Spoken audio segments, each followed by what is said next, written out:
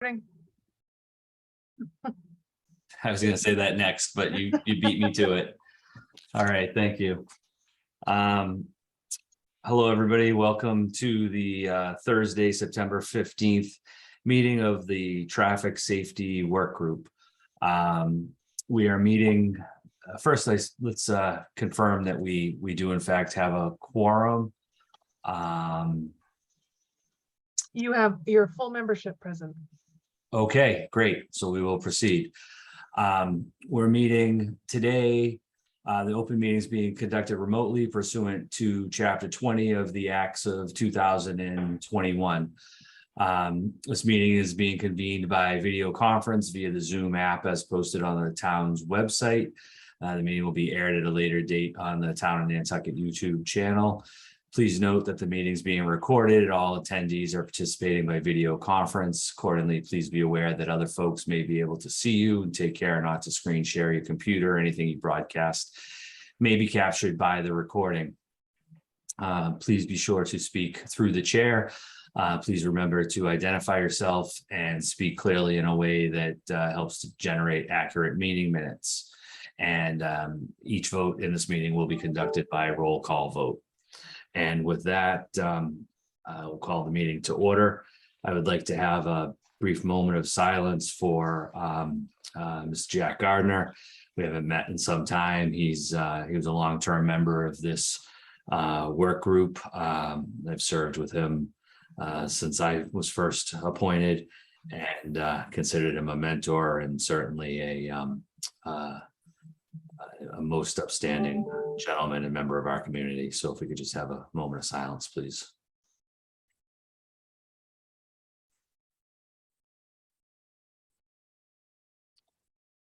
Thank you.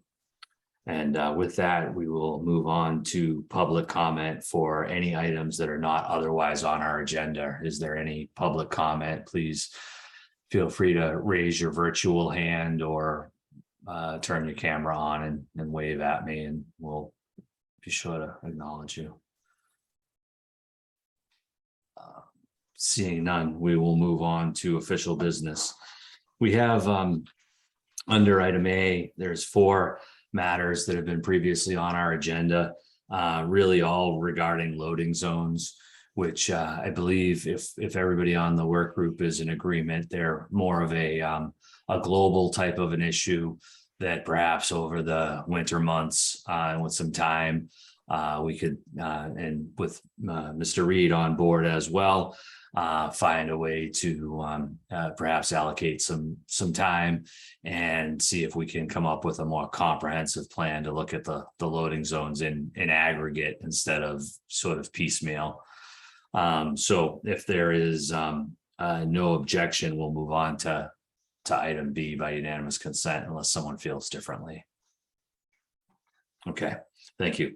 So we're going to first, the item B1 is actually somewhat tied to item 4 under A, but there has been a request from a resident of that property, of that roadway, that we look at this. So we would like to at least have a review. There was a request to eliminate on-street parking on Coffin Street, or to make Coffin Street one-way running from Union Street to Washington Street, and to keep on-street parking on the west side of the road.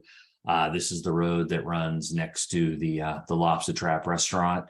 And with that, I would open it up. If there is if the gentleman who made the request is with us, I've certainly listened to his presentation. I don't see him with us.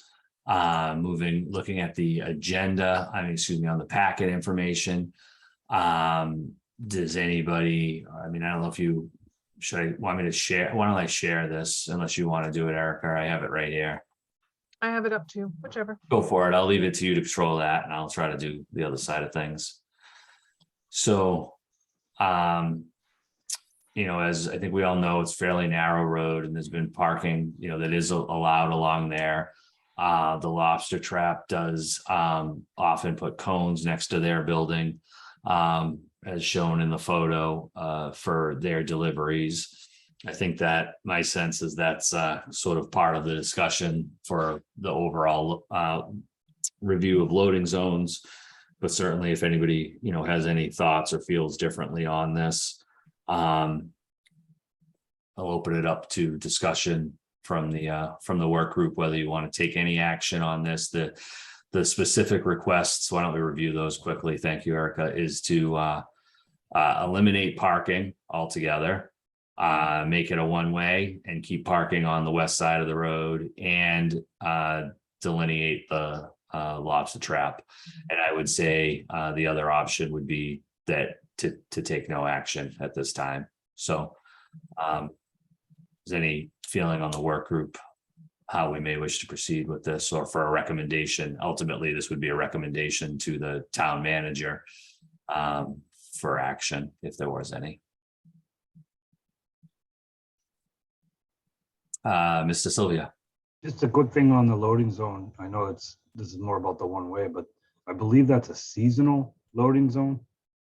We don't usually mark those on the road. There is a sign there, that's all. I'm just bringing that up. Thanks. I guess I would ask if I could, go ahead, Mr. Reed. If you wanted to address that point, I can hold on for a minute. No, that was it. Go, please. The floor is yours. Yeah, I did take a look at this location. I don't know if it would be a good idea to turn the street into a one-way street, but I do recognize the citizens' concern that it is a tight roadway. I think there are probably some ways that we could look at some more like tactical solutions here, removing a space or two if the group thought it was a real concern. But my general inclination would be to retain parking and to keep it two-way with some, potential striping or removal of a space or two so cars could navigate around each other. I don't know if the volumes are high enough for it to really be a significant challenge. And I also do think that having that parking there does keep the street slow, which is a good thing in sort of a pedestrian area. May I ask a question? Yes, please. To the police chief, do you know of any issues here that have been reported? No, there's no accidents other than there was a car, pedestrian, a car that was struck there on a hit and run. Minor damage. Now, we don't know if that was related to narrowness of the road or what it was related to. But that's one incident in this whole summer. The big problem, I think, there is that food truck parking there. And, maybe we can leave the parking alone, but just say passenger vehicles only, something like that. Restriction. I hate to lose more parking down there because it's, basically it's the people that work here in the town that get hurt by that. Chief Pittman, is the food truck you're referring to parked in the parking spaces typically, or in the loading zone? In the loading zone. So how would we say, I guess, how would we limit that? It'd be difficult. But the fact is they shouldn't have a food truck there. They're not just loading, they're down there basically parking it when they're not using it in the loading zone. So it's a real challenge. We need to look at that a little more. Okay, maybe we can wrap that into sort of the study on the loading zones in general. Is there any further discussion or suggested action? I'd say we take no action. Okay, and Mr. Rowland? Yeah, my feeling is, having worked in that area for many years in the past, that I don't think it makes sense to change the traffic flow or much of the parking on that street. The only thing I could consider might be helpful is that first space, and I'm looking at the street view so I can see that there's a yellow line on both sides starting at Washington Street. And then there's one parking space, or maybe it's two, maybe up the road about 25 feet. Mickey, are you able to screen share what you're looking at? I can, Erica. I got it up too. Great.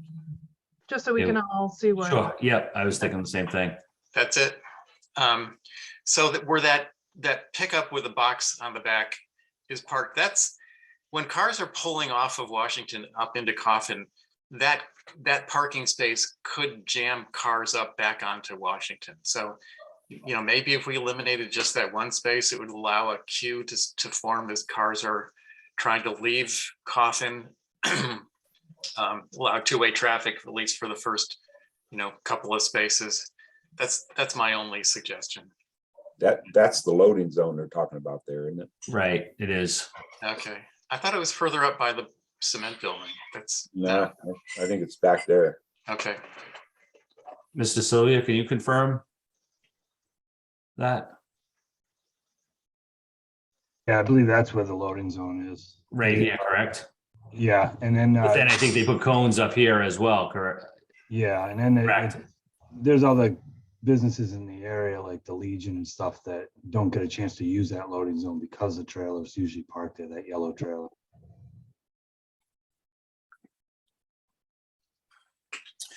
So I guess if this is a seasonal loading zone, and is it time restricted at all?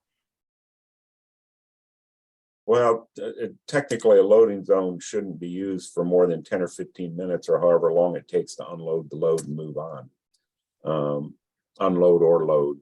But that whole area has been kind of corrupted by if you go back around the corner there towards the Legion, they block off whole entire stretches there for the guy to do his auctions and everything else. And that's all probably contributes to the problem along there. I mean, they'd be better off as far as traffic goes, honestly, if that loading zone was in front of right where that car is. Right here. Because cars on Washington Street can get around it. And right now we have cars parked there long-term or, for hours. And it makes it more difficult, or at least in theory, trucks are shorter term. Plus, they don't have to go up Coffin Street with a truck. But do they load through the back probably? Well, yeah, but I mean, they've got dollies. They'd all like to back up to the back door of every restaurant in town. But that's I just know. not possible. Um, I don't know why the Legion and the Lobster Trap can't share a loading zone. so is that something we want to get into for today, or put into the loading zone discussion and then keep that in mind as a suggestion? Well, I think it needs to be, we need to see some drawings. We need to measure it out, make sure it can happen. Okay. That kind of thing. So it should be put into the discussion. I agree. So if everyone agrees and it's unanimous consent, then this is some feedback for Mr. Reed as well as we look towards the overall sort of loading zone study, and keep this in mind, and maybe we can come up with some suggestions related to that and take no other action on the requests related to the parking or the change of traffic direction. Is that where everybody is with this? Okay, so I don't think needs a motion. We'll consider that there's no action by unanimous consent. Okay. Everyone agrees.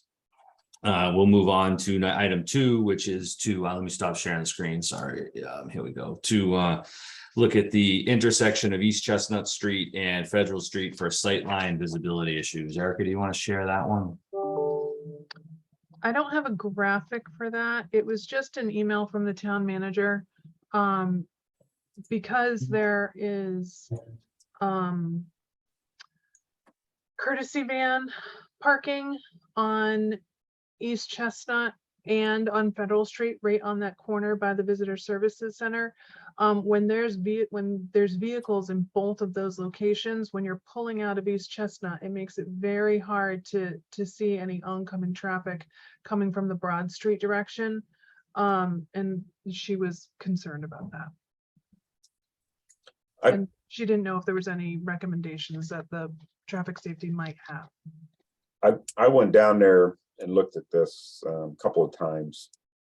back when it first was expanded, and then a couple of weeks ago before I went on vacation, and the issue is exactly as described. It's because of the vans. Now the good thing is the traffic is generally very slow coming from Broad Street on Federal Street because of the fact that it's really not wide enough for two-way traffic when you got cars parked there and a bus and everything else. So the likelihood of accidents occurring is fairly low. But the only solution that I could see would be to eliminate the van parking in front of the visitor center. But that would be a challenge because they've got so many vans and so many people utilizing those vans that if they weren't there, we'd have to find another place for them. And finding another place for them is going to be just as hard, if not harder, and will impact that location wherever we choose. So I think it may be one of those situations where we're unfortunate, but fortunate. You know, it's unfortunate that's happened, but it's fortunate that's happening there because it's a low and slow. It's a slow traffic area. Thank you. What if I had we- one Oh. thought. What if and I'm not sure this is for discussion. I'm not sure I completely am behind this, but I just want to throw it out there.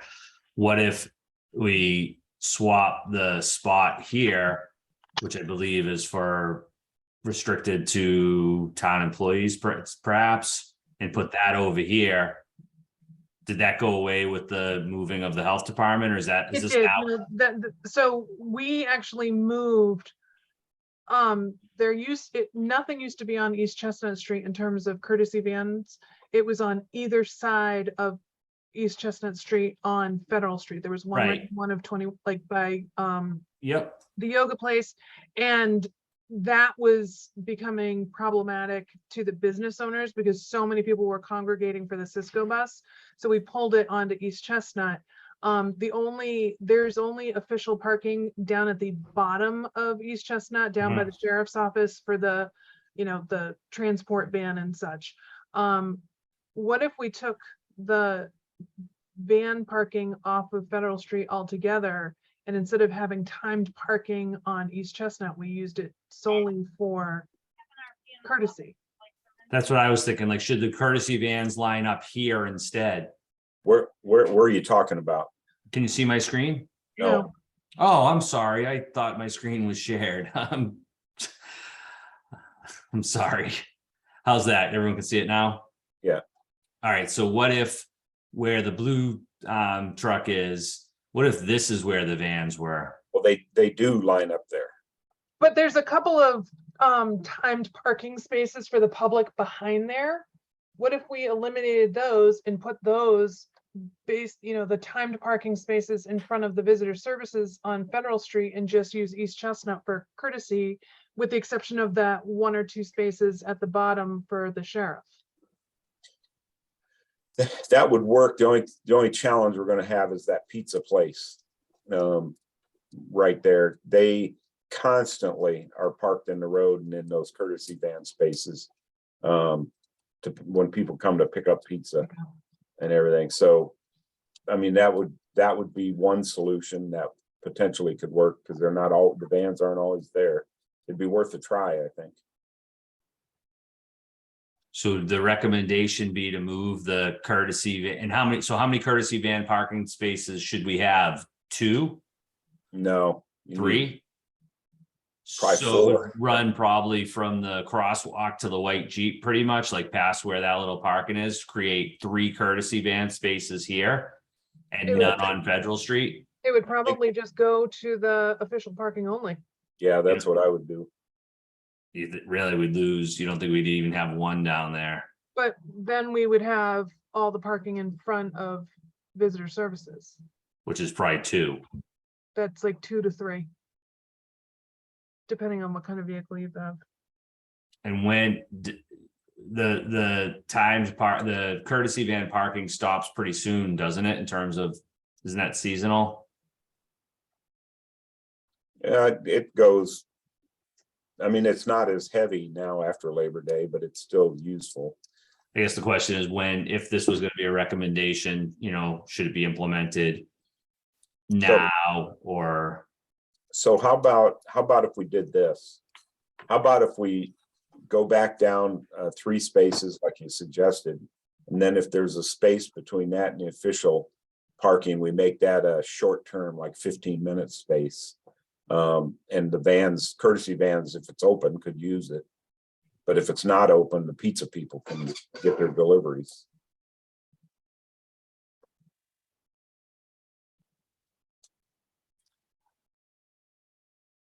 I'm a little hesitant on the 15-minute to a single business, wondering if, Yeah, but it's not really a single business. It's more or less for the courtesy vans as well. But it just keeps somebody from parking there for, an hour. Right now, I think it's an hour.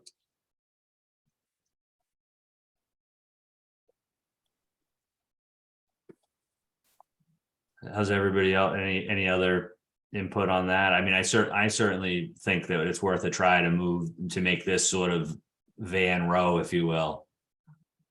And take care of the visibility issue here. The vans might not, I don't know, well, The only issue that I'm seeing, I don't know if you can see it, but right on top of that blue truck, you'll see the Cape Cod Express truck. that's already blocking the road. And they do that every single day. Well, there's a loading zone, right? On, the other road right there, they could be I know. using. It's back to the point of, so if that leads to something else, then maybe they have, I don't know. Well, usually those loading zones, we get calls all the time for things like that. And what we find out is we get there and that guy that drove that truck, when he pulled up, that loading zone had somebody in it. But then by the time we get there to deal with him, the other truck's already loaded and moved. So we don't really want the trucks driving around circling town, waiting for a loading zone to open up. We want them to get unloaded and out of there. That's what we want. And with Cape Cod Express, a lot of their deliveries are later in the day when the loading zone terms expire. Have opened, So, yeah. so they end up parking in the roadways. But they're quick. But if we've got a courtesy van trying to get through, Well, they can wait. We all have to wait. So it sounds like the options would be to relocate the van parking to East Chestnut or to take no action. I would make a motion that we open that from the corner down to the official parking as courtesy van only. Okay, motion's been made? Is there a second? Second. All right, motion's been made and seconded. Is there any further discussion? Yeah, should we consider a time limit on that, like 7 o'clock at night or something? I'm not sure that the courtesy vans run after 6 or 7. That's a great point. Do we have any sense when the courtesy vans may stop? Well, I know the Cisco ones stop at 6:30 or 7 o'clock, whatever, but So just to make it easy, do you say 7 to 7, yeah, I think that'd be good. Mr. Sylvia? Yeah, I know we've had issues even with our trash truck when they park there, with visitor services will come out and not want them to park there. They're just picking up the trash, but they don't want them to park there. I'm wondering if visitor services would have, some information on, at least that kind of information on when the vans stop at night, when they stop during the season, and when they slow down. I just think if we move them over there, which we've had different type of parking along Chestnut through the years anyway, so it'd be cool to try this. I just think visitor services might be the first to come out and complain about it. Well, why don't we amend the motion to say, why don't we leave it up to Ray to meet with visitor services to determine a time frame and for that. But our preference would be to open it up at night for general parking. And could I just confirm or clarify, this is seasonal only? It's seasonal, but it's very long season. It's, the brewery it runs year includes round. the whole shoulder seasons. Yeah, So just make it year round, perhaps 7 to 7, subject to a meeting with visitor services for input, and then ultimately it's going to be discussed at the select board level as well if the town manager agrees with the with the recommendation. And it could be tweaked then too. Yeah. Okay, so the motion has been made and amended to relocate the courtesy van parking to East Chestnut Street down to the current restricted parking area with a time limit to be determined based on further input with visitor services. Is that the motion, Chief Pittman, and Mr. Rowland, you'd seconded it? Do you second the amended motion as well? I do. Yep. Is there any further discussion? Hearing none, we'll go to a roll call vote. I can't see everybody. you Let me just stop stop sharing sharing? my screen. And Chief Pittman, how do you vote? Aye. Mr. Rowland, how do you vote? Aye. Mr. Reed, how do you vote? Aye.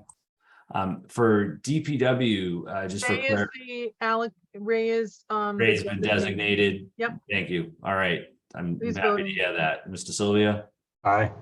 Mr. Green. Aye. Okay, I think I got everybody. Yep. Great, and chair votes aye. Thank you. Moving on, number 3, request to extend no parking zone yellow line in front of 11 Quince Street. Whoever is on the iPhone, can you identify yourself, please? Susan Eyebinder. Oh, this is your item. Okay. So Eric, you want to share the packet first on this, just to present the item, and then we'll turn it over. Sure. So we received a letter from Miss Einbinder, who owns 11 Quince Street. She had concerns that there is currently parking in front of her front door. And she's worried about emergency access into the building.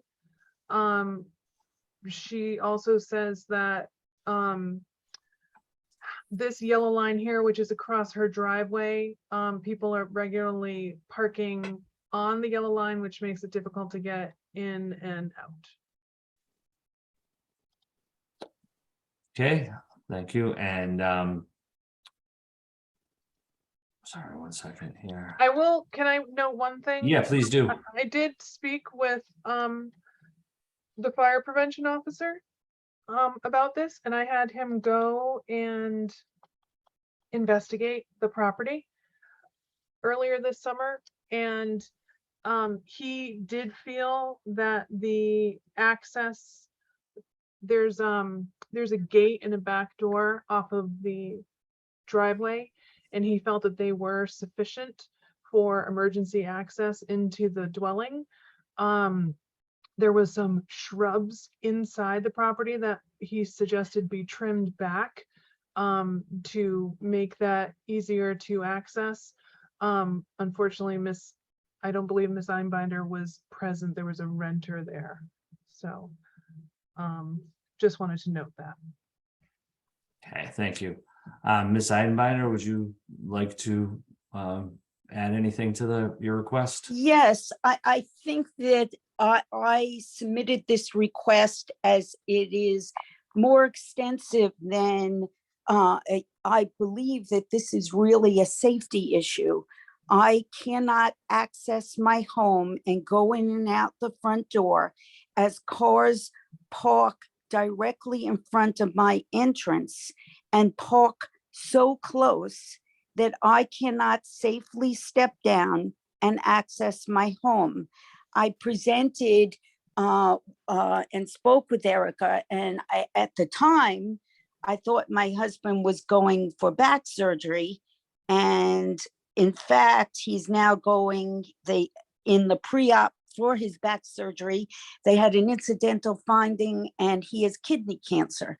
And so here it is. My concerns are now realized. I cannot access my home safely. I cannot go in and out. If I'm in the house and I now we hope that my husband could go there and spend time recovering.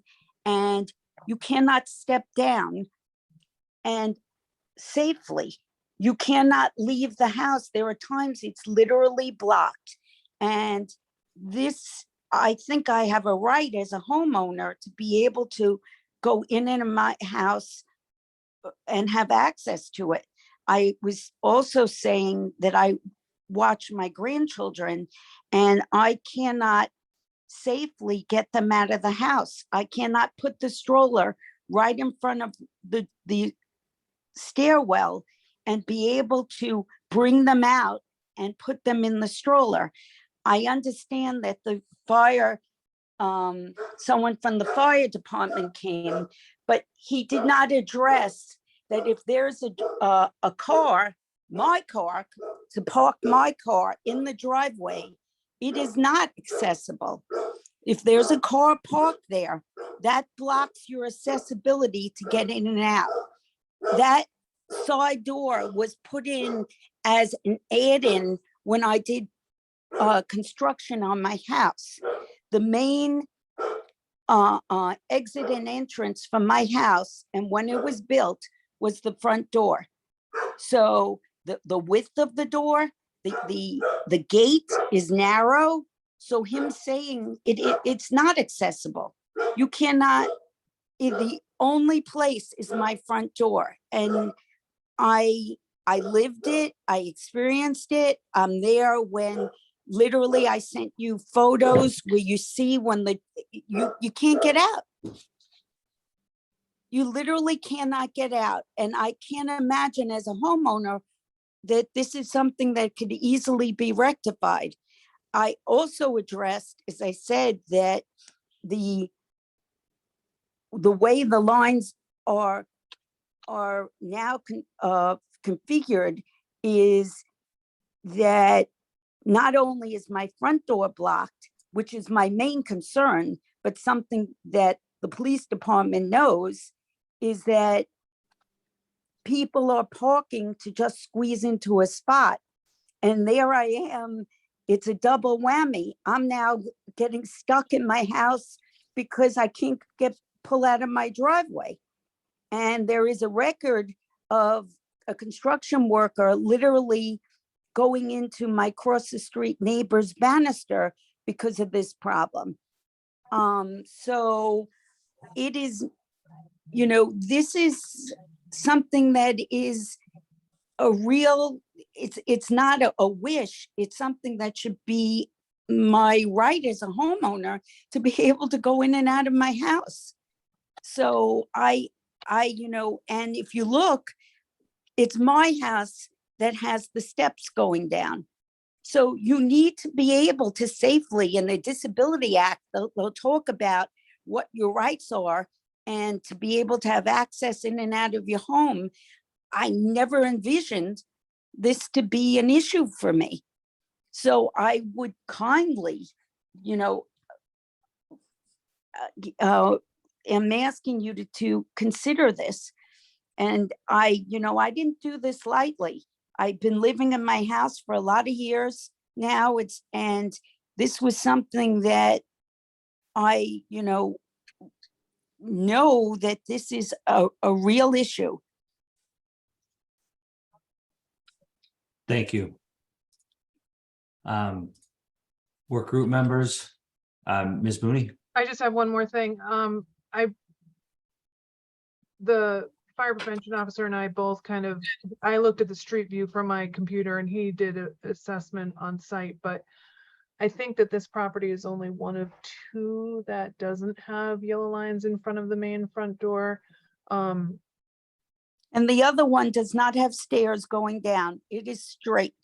And so you with that, you are able to, if you have to sort of still get out, because when you have stairs, you need a landing. You need a landing to be able to safely get out of your home. It's different. The other house. Thank you, Ms. Eidenbeit. We're gonna, thank you. We understand. We're gonna just deliberate through the work group at this point in time. Sorry, Mr. as No, soon no, as that's okay. I No, you're okay, but we understand. Mr. Rowland. The one thing, looking at Street View again, the only one thing I might consider, and I don't know if there's a real reason not to do this, is if we switch the parking to the other side of the street.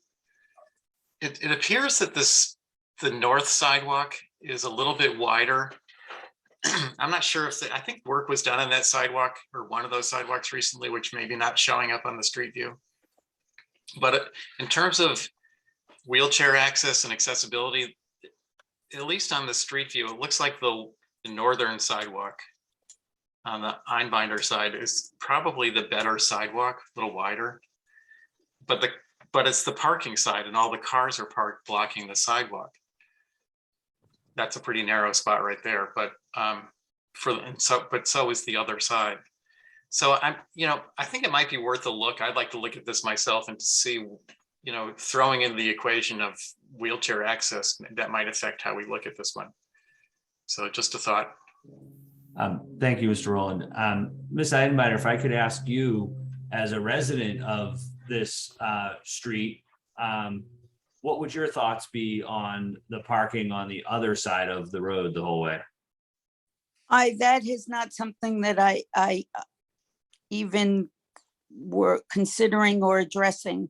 I think very simply, which is an easy fix without addressing a whole changing the parking, is that just simply extend the line so you cannot park directly in front of my doorway. That's all I'm asking.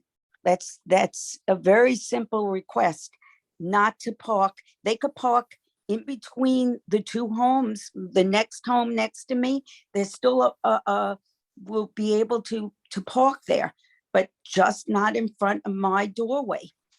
And so this way I can get in and out of my house and have accessibility, which is, I think, my right. I can't imagine. Gotcha. Thank you. Work group members, anything? Anyone? And it's a simple fix. It's just the yellow Ms. line. Einbinder? Right in Ms. front of my Einbeiner, I'm house. gonna, we're, You need to thank listen you. to the chair. Did anybody else have any thoughts on this matter? Mr. Chair, to Mr. Rowland's point, I'm curious if anyone knows off the cuff the difference in the number of entryways on either side of the road. I think that might be worth investigating too, if you were to look at it. But I will just say I'm inclined to extend the yellow line per the homeowner's request in this particular case. And I guess this may be to Ms. DeSilvia, if we were to extend the line from the driveway where it is right now to just past her front door, would it be one space that's lost? Or is there an alternative for a 4-foot line just in front of her door that would leave a space? I don't think it's long enough, just looking at this, to leave a space there, but I'm wondering if I could ask your opinion on that. Yeah, so looking at it, I would say you're probably gonna lose a full space. I don't know if you could squeeze one in there. It's probably gonna be too small I think so too. a spot there. So you'd lose one space, but same point as Mr. Reed is I was looking at the amount of driveways. If you were to switch to the other side, now you're still gonna have yellow lines on Yeah, this side because the driveways backing out of the other side need to be able to get out also. So you might wind up with less parking if you switch to the other side. It depends on the amount of driveways on each side. thank you. Any other comments from any work group members? Is there a motion to either extend the line, take no action, or defer for further study? All right, I wouldn't mind deferring this till next time, just so we can take a better look at this one. If I may, I'm not sure who that This is. is Chief Green. Oh, thank you, Chief, please. Yep. My only question is, and clearly you folks know the island better than I do, does it set a precedent that may come back relative to other people in their access and create, obviously further challenges for parking? Certainly, but it's also, yeah, I think it would. I don't know how everybody else would feel, but she's also made a case that every site is different and, any property owner really could make, their own argument and position, whether we did this one or not, but and this obviously still would not ultimately be up to us, Ms. Einbinder. This would be, again, we're only advisory to the town manager, and any elimination of parking spaces ultimately will be up to the select board. So, but what more do you need from me to clearly Nothing. No, you've made your present- case Ms. Einbinder, you've made your case very well. We appreciate the photos. We understand the situation. But what could be in doubt? That's what I sort of perplexed about. I don't understand that. So if I could, if- Ms. Einbinder, please. It's not that it's in doubt. The question is whether or not we should look at also moving the parking to the other side, which ultimately would get you the same thing that you're currently asking for. That's been the recommendation or for consideration from one member. So that's out there. And the other option that has been presented is whether to extend the line, or the other would be to take no action. And so that's what's being deliberated at this point. And we fully understand your situation and your position. So is there anything else that I could present to the No, board? I don't think so, Ms. Einbinder. I really think you did a great job, and we appreciate your being here, and the documentation is very well done. We understand, and it's very challenging. Downtown parking obviously is elimination of a spot is not taken lightly, and so that is the being weighed by the work group, and ultimately will be considered by the select board as well. So we're going to deliberate the matter at this point, and then we'll see which direction the work group wishes to go, and then ultimately it will be up to the town manager and the select board. But thank you again for you're taking the time to be here and helping to include the photos, and we understand. Well, I appreciate your consideration. I really do. Thank you. And as I said, I don't take this lightly. I don't, Nor I do we, understand. but let's, we're gonna We have move a on. lengthy here agenda. at this okay, point. thank So, you. Thank you. Thank you very much. And I Would the look work forward group to- like to, continue this, to look at putting it to the other side? I'm not so sure personally that that's gonna be a good solution here with the driveways. Or do you want to extend the yellow line or take no action? So I'll put it out. Anyone could, please feel free to make a motion. I think, Mr. Chair, one of the challenges, if we were to look at putting the line on the other side of the street, would be you'd probably want to do some turning movements to make sure people could get out of their driveways, to make sure the space was there for them to get out. I think it's more extensive than we might think it is in terms of just, Agreed. the level of effort. I kind of see both sides. I know parking is of utmost concern, but there is a trade-off between pedestrian mobility and parking. And in this particular case, I think what's compelling to me is that, if you're trying to get a stroller out of your house, it's a challenge. And I think the loss of one parking space is, they do add up, but in this particular case, I would be inclined to make a recommendation to move forward with the line in this particular case. Is that a motion? Sure, I'll make that motion. All right, motion's been made, and is it seconded? And that would be, sorry, extending the line from where it currently is at the end of their driveway to To the end of her street to the stairs. end of her stairs. Is that correct, Mr. Reed? Yes. Thank you. Motion's been made, and is there a second? Second. All right, motion's been made. Sorry, Who's the second? is it Mr. Ray? Sylvia? Yeah. Yes. Thank you. Motion's been made and seconded. I'll do a roll call. Any further discussion? Hearing none. Mr. Sylvia, Yes.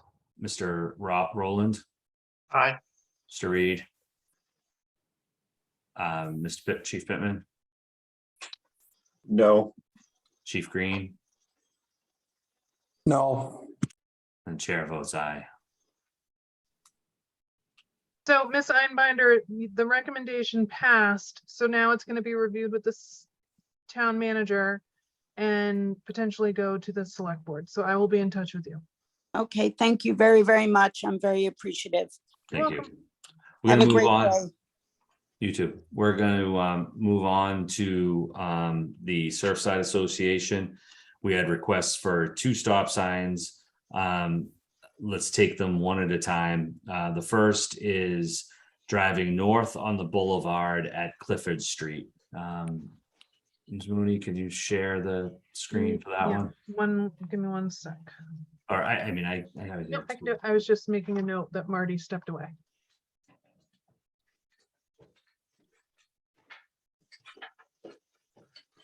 Okay, so we got an email from Tom Sidlowski for the Surfside Association. Mr. Sidlowski is present, wanting to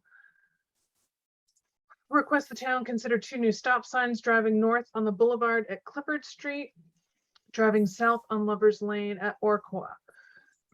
I did include in your packet the MU, what is it, MU TCD guidelines on stop sign applications, noting that they're really not for used for speed control. So just FYI, and I can try to pull up the GPS of these 2 locations. Thank you. Mr. Sadowski? Thank you, Mr. Chair. At our early meetings this year of the Surfside Association, both of these stop signs came up as dangerous intersections. It might be considered speed. I think a little bit of it is visibility, especially the one the first one, which we'll talk about, is the one coming up the boulevard at Clifford. If you come up Clifford, you can't see a car coming down because that dirt road to your right, it kind of winds a little bit, and the angle you're coming in, you don't see the cars coming up, and so the neighbors have found it very difficult, especially since you've got to be careful that people don't stop at the stop sign coming down as much as they should. So this is one of the places that has been considered very dangerous. Our area plan, which we submitted a couple of years ago, also identified this corner as a corner that was of concern to us. Speed is an issue, so I understand the speed is not something you can take into account. But most of it's the angle and the fact that you can't see cars coming north until they're right there. So And Tom, are you then- asking for the stop sign to be like right Right around there. here? Right there. Yep. Okay. We want them to stop before Clifford so that people on Clifford can see that they're there. And there's a stop here already. Right. Is there a stop here? Yes. Okay. So we're just talking right there. So we would be Correct. converting this to a more like a proper 3-way stopped controlled intersection. Yes. Thank you. Work group members, any thoughts or feelings on this? I'm Mr. in Rowland. favor of it. I think it's a good idea. It's an even 3-way stop. It's pretty clear. Mr. Reed? Initially, I didn't realize that the other leg or the opposing lane of Boulevard already had a stop sign. Initially, I was not inclined to put a stop sign here, not because I don't sympathize. I think it speeding is a challenge, but because I was concerned that it's not compliant with MUTCD guidance. But knowing that there is already a stop sign here, I might want to take a look at it personally, to just kind of get a better feel. There's also a strange situation with the bike path terminating right there, which may be the reason for why there was a stop sign put there in the first place. But the angle is tough, visibility is challenging. It's certainly not, it's not the kind of intersection that we'd want to see constructed today, that's for sure. Thank you. Other work group members? I'll offer my thoughts as well. Typically I would not be in favor of the through road being stop control. But I think the other factors at this, you have to look at every intersection for sort of the issues in aggregate. And I think, as you hit on, not to be repetitive, but the termination point and entry point of the bike path combined with the acute angle, which is fairly unusual there. I wouldn't be in support of, only having two legs. It's either got to be, I believe, compliant as a fully controlled intersection or not. So I guess that's my long way of saying I would support having stop control at all legs on this intersection. Anyone else? Is there a motion? I'll motion to approve the stop sign at that location. Thank you. Is there a second? I can, oh, Okay, Chief Bittman or Mr. Reed, either way. We'll move to a roll call vote. Mr. Rowland, Aye. Mr. Reed, I, Chief Bittman, Aye. Mr. Sylvia, Aye. Chair votes aye. And Mr. Green, are you back? Chief Green? Oh, so we'll have, Chief Green's not with us. Chair votes aye, so carries. And the next request from the Surfside Association was at the, for a stop sign driving south on Lovers Lane at Orkawar. And at this intersection, you currently have a stop sign on Orkawar, but Lovers Lane, the through road, does not have either stop signs. Mr. Sadowski, you want to add anything or kind of the same? Well, this is a little different. This is now that I see the guidelines, this is more speed attenuation, which is not permitted. If maybe we could get the DPW to clear out the brush on the northeast corner of the intersection, people just can't see cars coming down, and but it isn't an acute angle. Bob Batachi couldn't be here. He actually lives on the southeast corner of the intersection, but I can understand if it's because all we're really trying to do is slow people down coming. They start racing down the dirt road, and I know when they pave that, they're going to put in some speed attenuation things. So we're not really justified based upon the angle, but if we could get the town to, I know the DPW's there, if they could clear some of that brush off at the corner, then at least people stopped at the stop sign could see someone coming down. Thank you. Anything from the work group with respect to the stop sign or suggested brush cutting? I'm not on the work Ready? group, but I'm a resident in this area, and brush cutting would be very helpful. I think on both corners as you're coming out of Orkawar. I would echo that as both. Mr. Sylvia, is that something that could be added to the DPW list? Yeah, we were recently out there and we did that section of Lovers Lane, but we didn't do that other side. We did down Orkawar. So If I may, I think that in this particular case, something a little bit more aggressive than the trimming that's been done, to create, an actual, sight distance from the vehicle stopped at the, you got a 60-foot layout there. So I know this owner just put a lot of plantings in here, but I don't think you have property line issues in here. I think that you could, take a pretty good chunk out there. Yeah, I'll add to the list. Okay, is that okay with everybody? Mrs. Zalowski, that work for you? That'd be perfect. Thank you so much. Okay, thank you for your time and suggestions. We certainly appreciate everything the Surfside Thank you, folks. Association does. Take care. We're going to move on to address item 5, pedestrian safety concerns on Trotters Lane. Okay, Adam Stillman, who is with you today, lives on Trotters Lane, and he had some,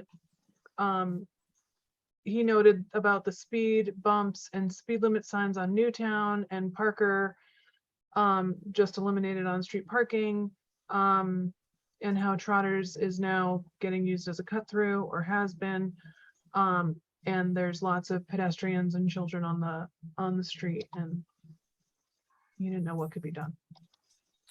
Mr. Stillman, the floor is yours.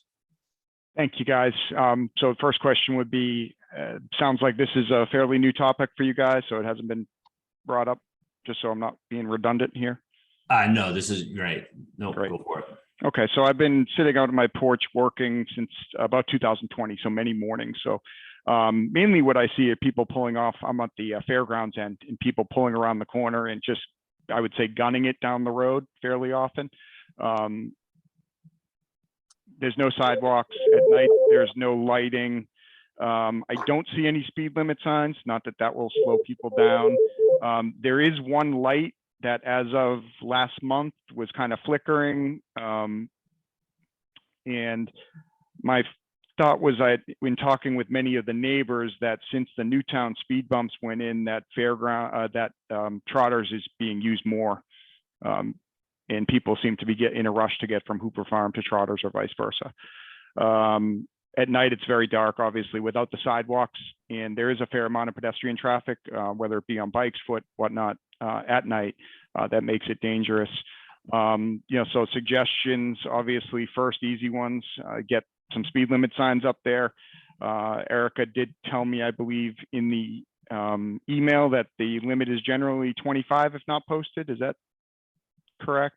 Yeah, we have a 25 mile an Yeah. hour island-wide speed limit of 25 unless otherwise posted. Got it. And I think ironically, when it comes up on GPS, it comes up as 30, which is interesting, but where they get their information. Any look at a sidewalk, making sure that that one light is replaced. Speed bumps or humps, attenuation devices would be great. If it was good for Newtown, although we don't have the nursery school, it would certainly be good for us. And I would wonder if, when you guys were looking at doing that on Newtown, if it came up, how that might affect the surrounding streets. So that was the question I had. But regardless, that's something I would love you guys to look at. I would note that the speed humps on Newtown came out more of a broad, I mean, it was originally brought here, but then it went to the select board. And it was, that road was slated for reconstruction and with a sidewalk, and that hasn't had approved funding at town meeting yet. And so this was just a way, a select board vote, a way to try to calm traffic down in the meantime until that road could be reconstructed. Sure. And I would have to guess that that has pushed some of it our way because people seem to be in a hurry. And they can't hurry down Newtown anymore unless they want to catch some air. Which they do. There is quite a bump here where we've seen some in front of Merrill Mason's house that people do catch Yeah. some air once in a while too. About the streetlight, I would suggest contacting National Grid. They have a streetlight outage reporting. Sure. And you could give them the pole number and they would tend to that. Awesome. Will do. And then in terms of the speed humps, I mean, would we go back through the regular policy and have them do the study? Do we have the capability to do the study yet? That would be a question to Patrick, to put the volume and speed monitors down on the ground. Do we have those yet? Yeah, I think we've located them. Yeah, it's something we could certainly look at if there was a need to do that study. In terms of internal capacity, I think that's another question. I mean, there's a lot that's in the pipeline on the list of things that need to get done. But I do think it's important if there is a request. I mean, I would not be opposed to kind of hearing the work group's thoughts on implementation of speed bumps and how it's worked on Newtown, to get a better sense of, what the discussions were previously about that one.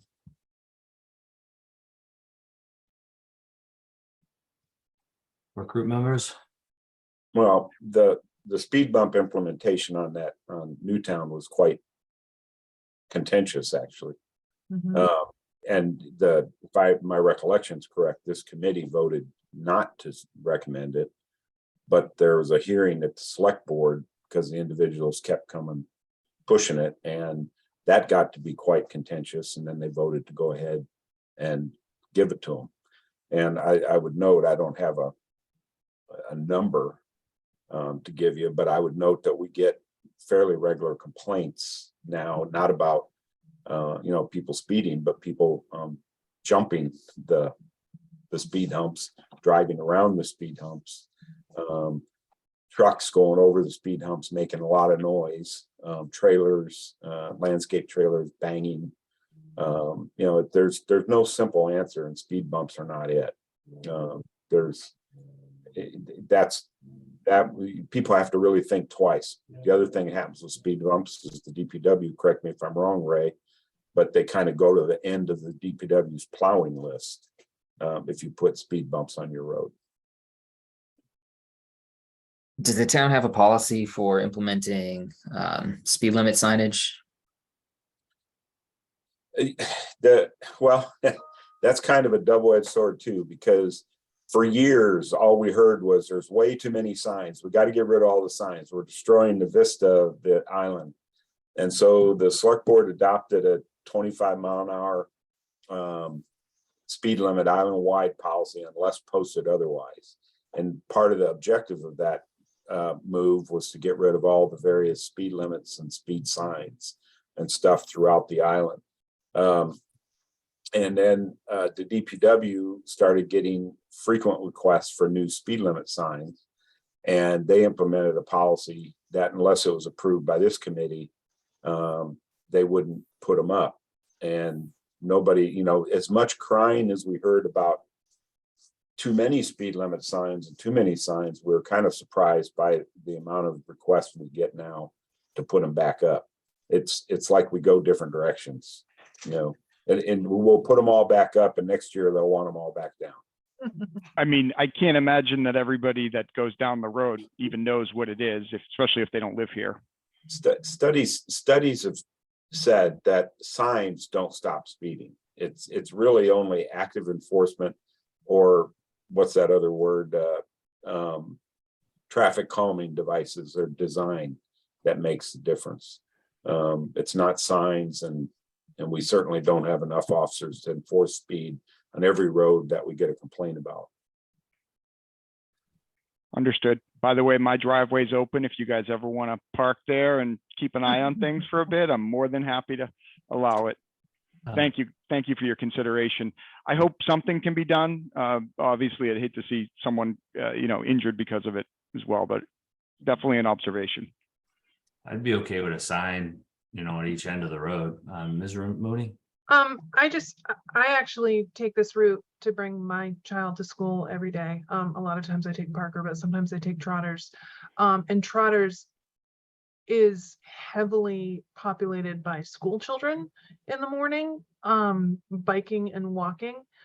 And I don't know what would be more effective, a speed limit sign or maybe a slow children sign. There's definitely at least one. I don't know which is more effective. So is Trotters the one where we banned parking? No, that was Parker. Parker. Okay. So, Trotters is in the middle. Yep. So the impact of that was now we get speeding complaints on that road. Parking is a heck of a speeding attenuator. And we also have to consider my fear, and the reason I'm bringing this up now is by my count, there's at least 166 new beds, just rough math, going between Tacoma and Oh, yeah. 31 Fairgrounds, which is right here, which is going to increase traffic levels. So does that slow people down or speed people up? Like I said, everybody seems to be in a rush. Right, yeah. Thank you. Work group members, any suggested actions here? I might be inclined to put some signage up on either end of the street, see if it makes a difference. I agree with Chief Pittman. I generally think that engineering solutions or enforcement serve as better deterrents for speeding. But, to see if those smaller actions have any impact, and if not, then we could go out and put the speed counters down and kind of, have a little bit more of a robust knowledge base to make a decision about speed calming. Sure. Do the speed counters measure miles per hour, or are they just traffic? Just out of curiosity. The tubes can be used to measure speeds. Cool. Excellent. Well, again, appreciate the consideration. Just an observation. I don't even have children, but I'm always out there with the dog. So I'm constantly, jumping out of the way and things like that. So. Thank you. So is that a motion, Mr. Reed, to install a speed sign at each end of the road? Put it forward for discussion first. And is that a speed limit sign, like a 25 mile an hour? Okay. Yeah. I would support that. Mr. Rowland? What about, I like the idea of the slow children sign at either end, because I think that it gets a little bit more acknowledgement than just a speed sign, but either way, I think signage would be good. Mr. Reed? No, go ahead, Mr. Reed. I was going to say, off the cuff, I think it would be good to consult MUTCD for guidance about the application of that sign. I'm not opposed to it. It would just, and I'd be in favor of which one is more effective, but I think we'd want to just make sure whatever we put up is consistent with guidance. And Mr. Sylvia? Yeah, it's just an advisory sign. There is one on one end, on the fairgrounds end. I have done them where you put the speed limit sign above it and the slow children below it. So you can put them both on one post. I'll be honest with you, just the slow children sign doesn't usually work. And there's been one at the other end of Trotters for a long time, and it doesn't make much of a difference on speed. Thanks. So the motion's been made. Isn't there a second for a speed limit sign on each end? Second. All right, motion been made and seconded. Any further discussion on that? Maybe we start with those signs, and Ray could always add the other ones if Mr. Reed found it to be consistent and or we revisited it. Okay, hearing no further discussion. Mr. Sylvia, how do you vote? Aye. Mr. Rowland? Aye. Mr. Reed? Aye. Chief Pittman? Aye. Chief Green? Aye. Chair votes aye. Thank you for your time, Mr. Stillman. We Appreciate your time. Let us Thank you. know. Take care. Next, we have to review vehicular and pedestrian safety concerns on Vesper Lane. Ms. Mooney? So we have an email from David Chase. Safety concerns, no speed limits posted. He feels that it's a thickly settled community. Notes daily high speeds, and the white lines are approximately 12 inches from the curb. I'm not really sure what that means. But anyway, concerns about safety. Thanks. Any other? So it seems like they're concerned about the people on the sidewalk with trucks having wide mirrors, could hurt someone on the sidewalk.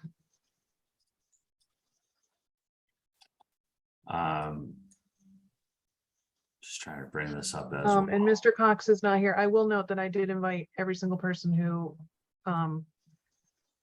submitted a request. So. And are we talking about the entire length of Vesper Lane, or is he a specific section he's interested in? I guess we can't really tell from his letter. I would move to table this until the next traffic safety work group meeting, in hopes that he might be able to provide a little more context, because I am interested in hearing more about the issue, but it's a little challenging from the email alone to discern what the request is. So table for representation. Yes, please. Is that okay with everybody by unanimous consent? Or no objection, we'll move on. Thank you. Request to address pedestrian safety concerns at Myacomet Ave and Surfside Road. I will note that Meg Browers, this has been before you, I believe, before, and the transportation manager looked at this a little bit and had some back and forth with the requester. She did send a message saying that she had a meeting and she was going to try to join back on, but I don't. Why don't we move this to the end, please, if that's okay with everybody? All right, so we'll move on to speed limit signs on Quinnett Road. Okay. I did get an email. So this is, let me just pull this up. Email from the Quinnett Squam Association. They were just asking for an additional speed limit sign on Quinnett Road. And they're also asking for a 20-mile-an-hour sign on both sides of the road. I think we have agreed that 20-mile-per-hour signs are being eliminated because they're unenforceable, because the minimum speed limit on Nantucket is 25, unless otherwise posted. But I don't think it's less than 25. And I will note that I did receive an email from Rick Atherton this morning, noting that the association has a new president and they weren't sure if she could make the meeting. So they are supportive of the sign, but if you need to have a representative from the Quinnett Squam Association, then they're okay to continue until the next meeting. So, thank you. It seems that if we put up a couple 25-mile-an-hour, so this whole road is actually 25, not 30. Is that correct, Mr. Sylvia? Posted 30 at the beginning, as soon as you pull off of Pulpus Road. The other end was always posted at 20, and then we got rid of 20s and unposted. So, Should it be 25? Just for consistency. the other Posted end, it at the beginning of the road, maybe one in the middle and one on the intersection at 25, and just have a consistent 25-mile-an-hour road. I mean, it seems like to me that it would meet the sort of criteria for the other, under the blanket of the 25-mile, but I would defer to Chief Pittman on that. So it looks like Quinnett Road is only public down to east, private road from Quinnett Road east to property road 9, whatever that is. So it kind of indicates to me that where the housing is down at the end, which is where the 20-mile-an-hour speed limit signs are private, and they posted them themselves. But the public road is a 30-mile-an-hour road. That was one of the roads that was determined back when we did the original 25-mile-an-hour. We went through and looked at, I can't remember what they called them. I think they were connector roads or travel roads, whatever, things like Hummock Pond, Right. Fairgrounds, Quinnett, things that really didn't have a lot of or a lot of houses on them, a lot of thickly settled, left them at whatever posted limit they were. And those are the ones that I said were 25 unless otherwise posted. So I don't think Quinnett meets the criteria for thickly settled until you get to the end. 30-mile-an-hour is probably unofficial 30-mile-an-hour. That was posted years ago. And, I don't think we'd be in any trouble if we made it 25, but I don't know if we can go down there and mess with those ones at the end. They put up 20-mile-an-hour, that's 20-mile-an-hour. It's just not enforceable by us.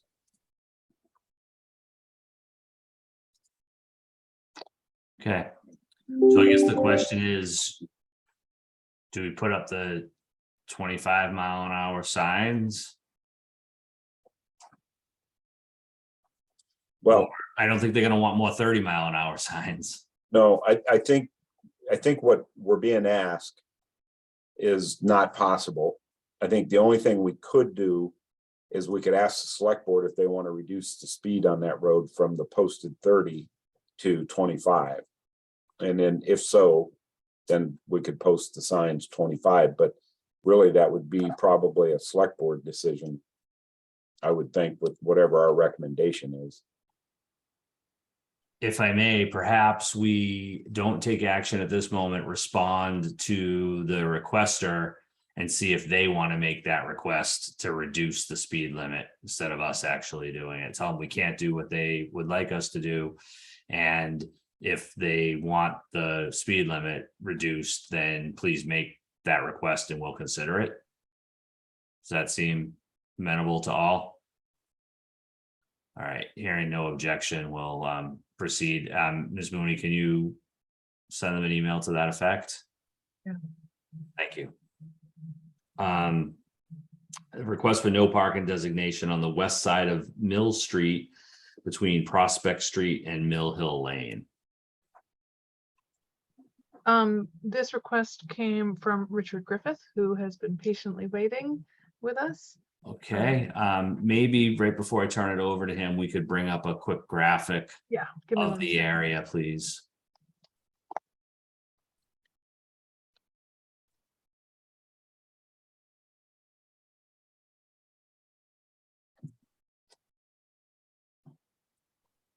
So I believe this is where where the requester is, and this is the section of roadway he's talking about between Prospect and Mill Hill Lane.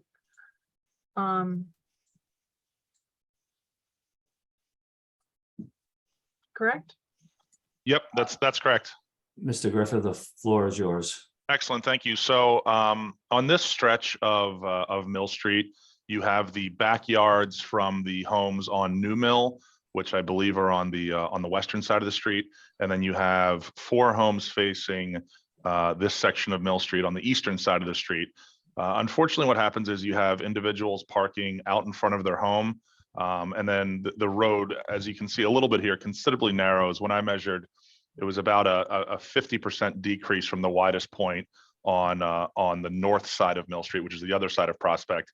So what ends up happening inevitably is you have a resident who parks on their side of the street, someone who parks on the other side of the street. And we actually even had an incident this summer where someone parked on the opposite side. And I guess someone else who wasn't me called the police, and that person was ticketed and towed. Sorry about that. And so, you know, I think the request is just to have parking on the side of the street which are the home fronts for there to eliminate the. So on this side here, Yes, ma'am. what side would that be? I believe it's the eastern side. Okay.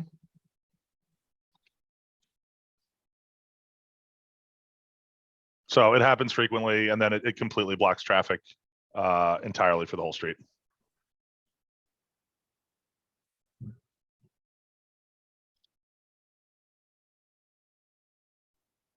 And just as a sidebar, the current process before someone called the police is that you basically knock on every door on Mill Street and New Mill Street and say, who's parked on the west side? Could you please move your car?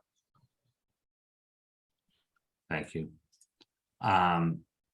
Work group members?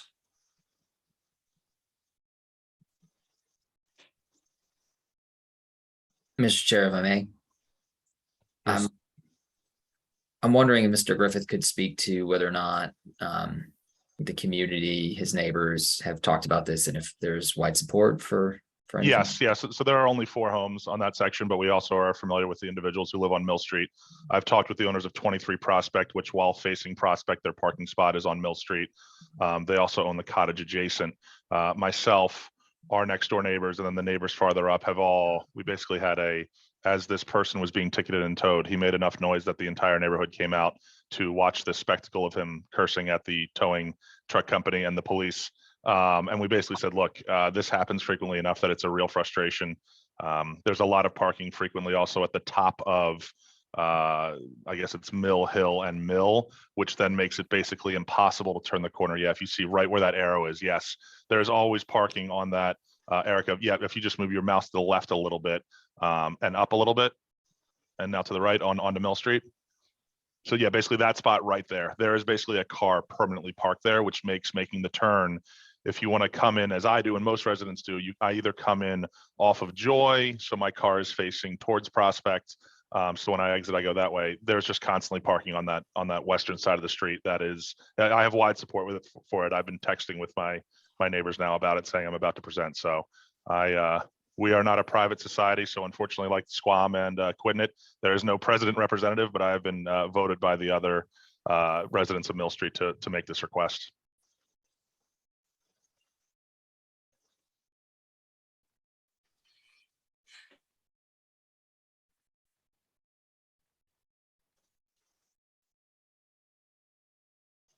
Sorry, I was muted.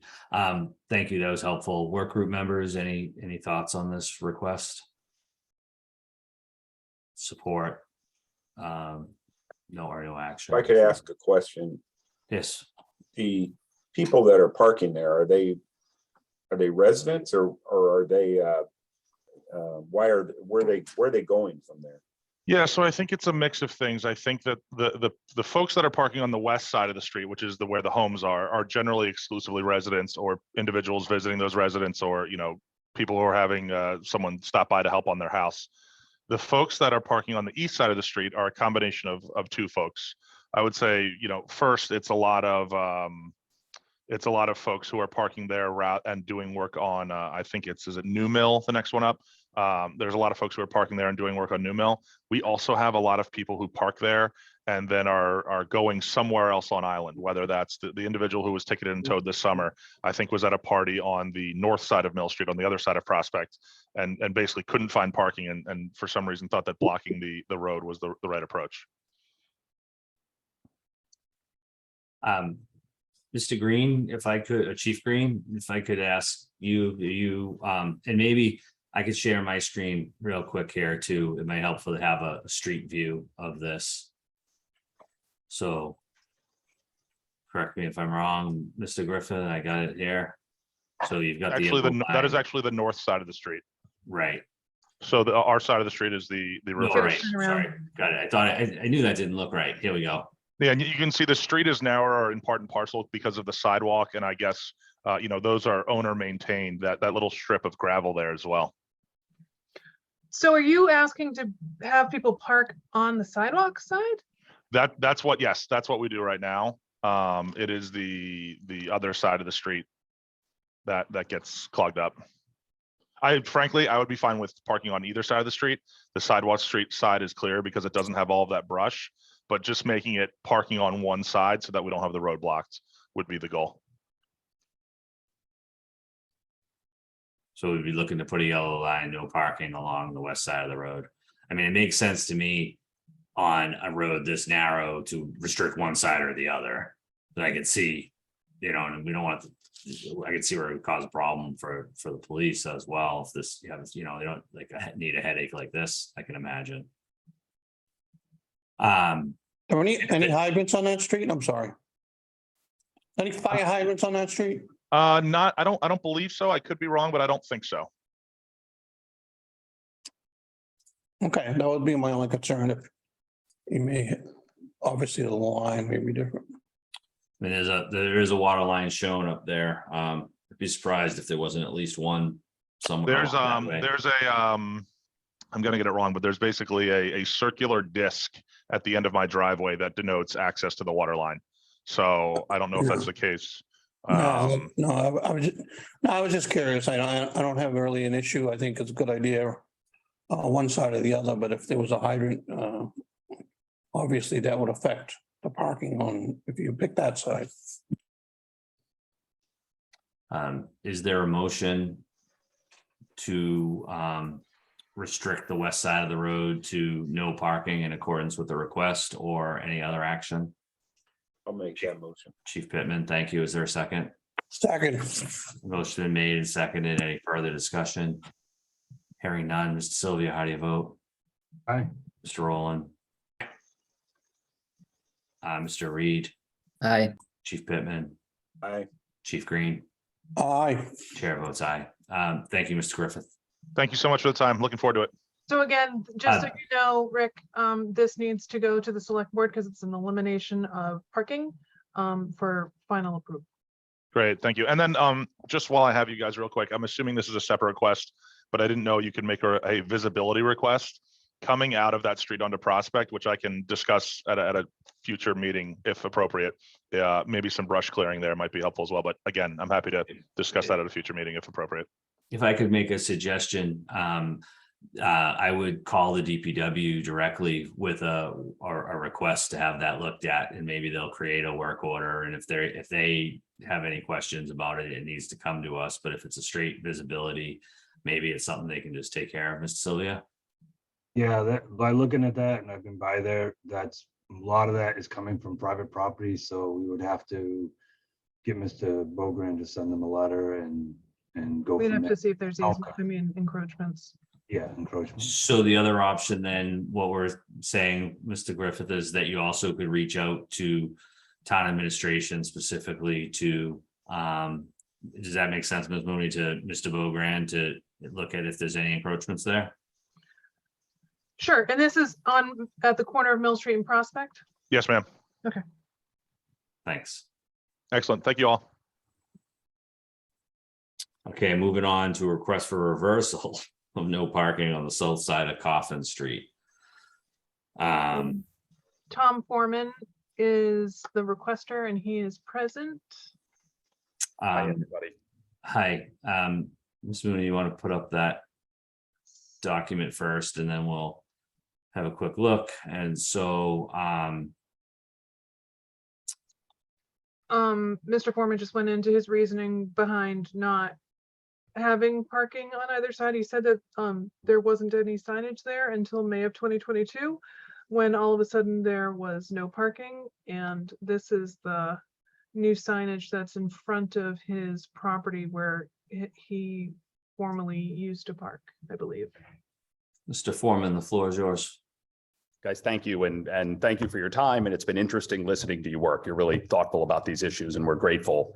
So we're at 6 Coffin on the south side of the street near the Sankaty intersection. Parking on Coffin has traditionally been allowed on that south side on the grass aprons and then prohibited on the north side by a yellow line that runs the length of the street. From our perspective, that served the neighborhood well for many years.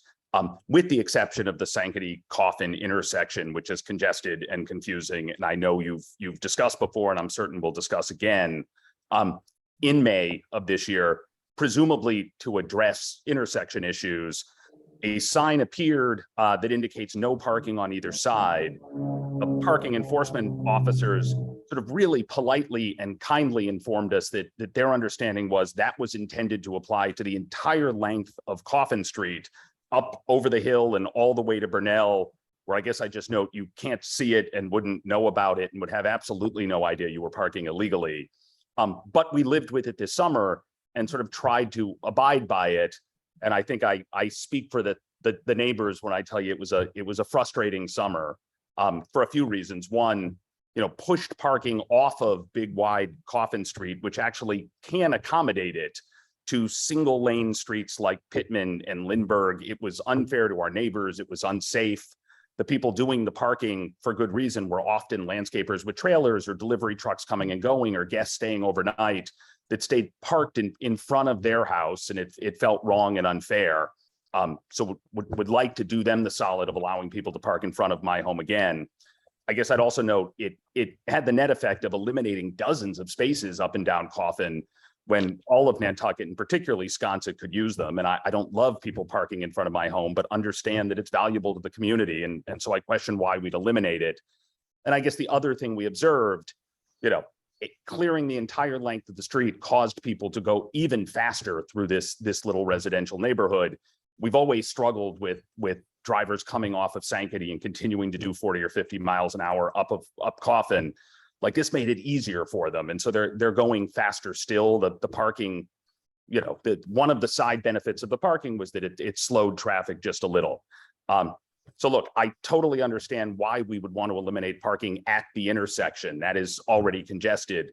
I wonder whether a no parking here to corner sign would make more sense than a no parking sign that governs all of Coffin, and would suggest we make that change. And so grateful for your time. Thank you, Mr. Foreman. My recollection was that this had come through the Sconset Civic Association. And I guess the question would be, was their request misinterpreted in terms of it being for the whole road or being for the intersection, and or what exactly, what was our suggestion in terms of, or intent along here?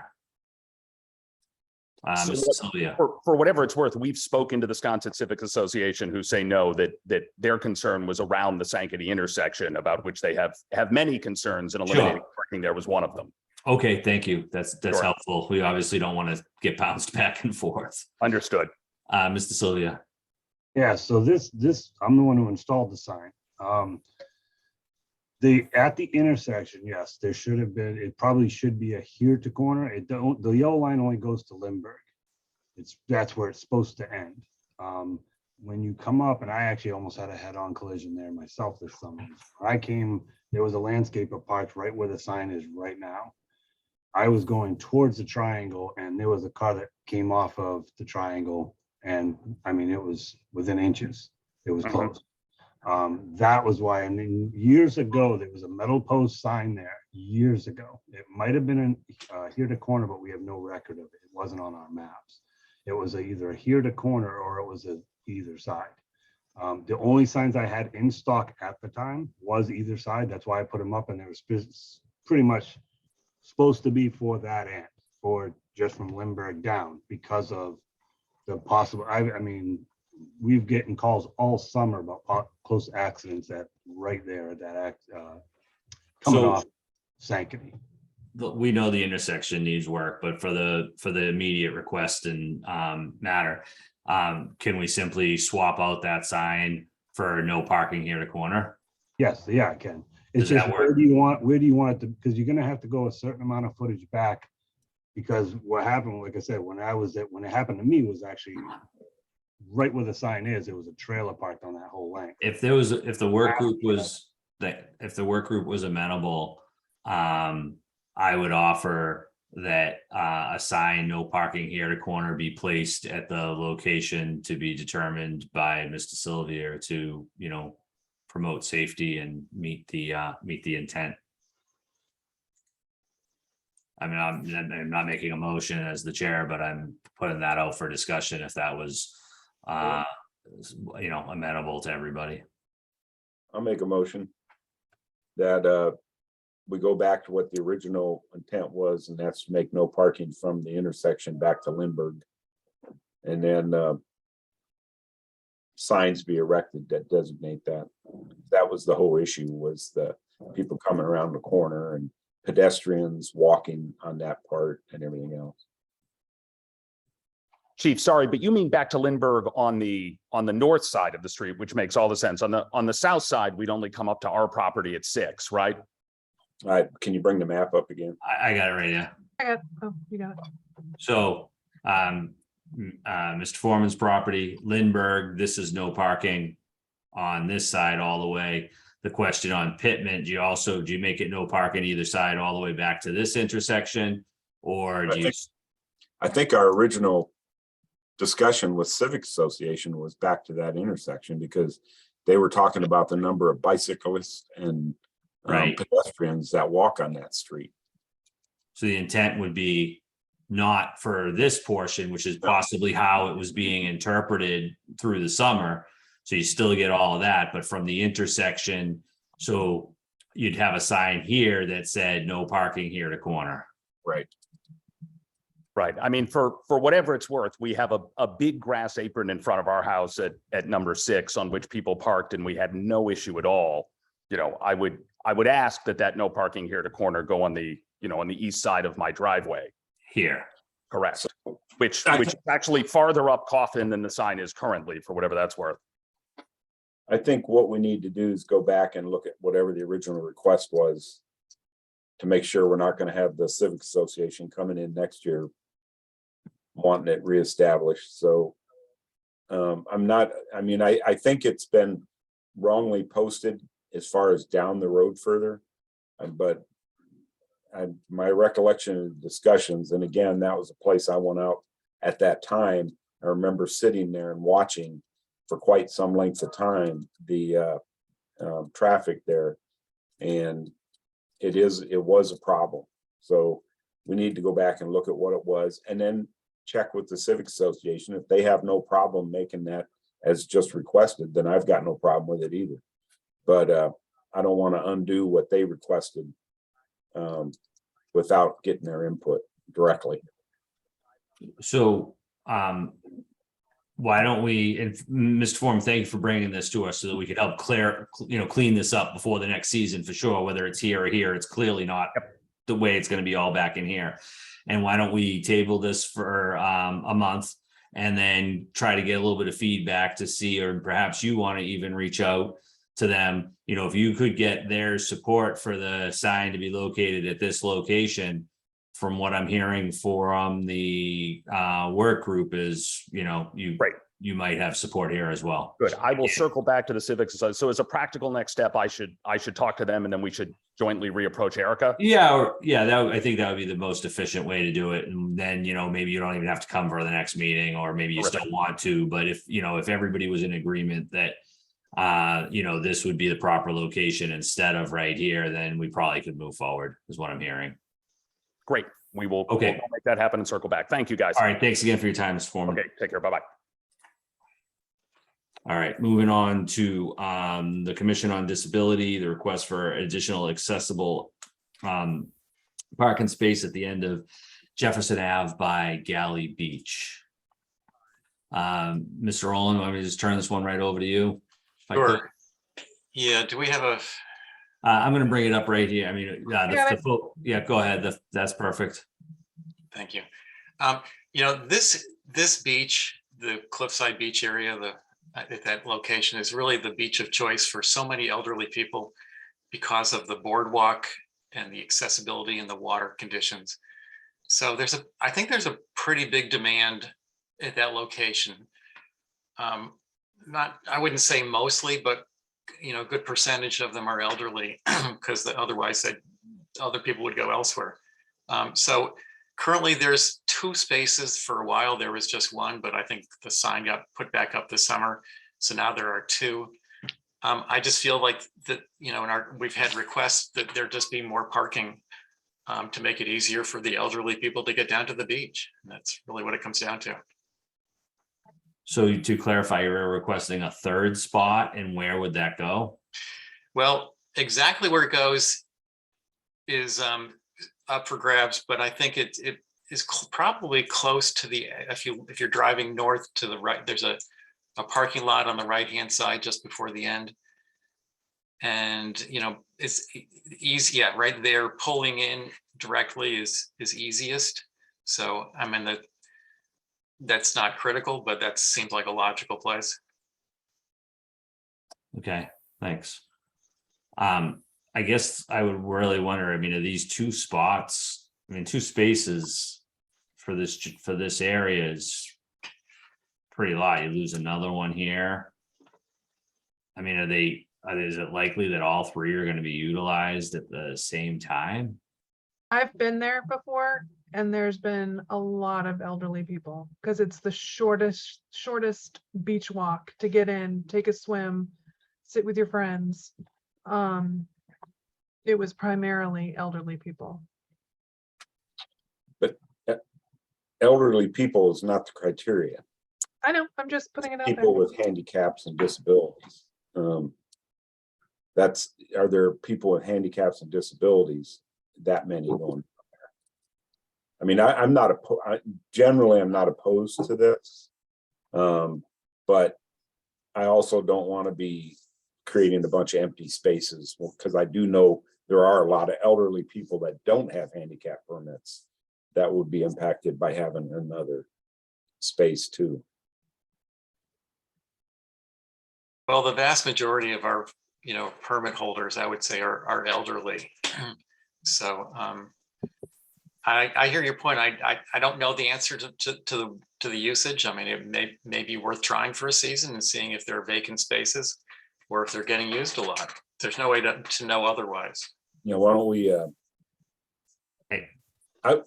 I would like to maybe table this and look at it, because I I think. wonder, yeah, thanks, Chief Pittman. I'm gonna cut you off, but I'm wondering also dimensionally how a compliant space would impact the roadway there for the vehicles turning into, making the turning movements into the restaurant to the left, and the parking lot, I should say, to the left, right? If you're gonna put in a compliant accessible space, how far out does that come off of this? I think I agree. I'm not necessarily opposed. I just want to make sure that we don't have an unintended consequence there.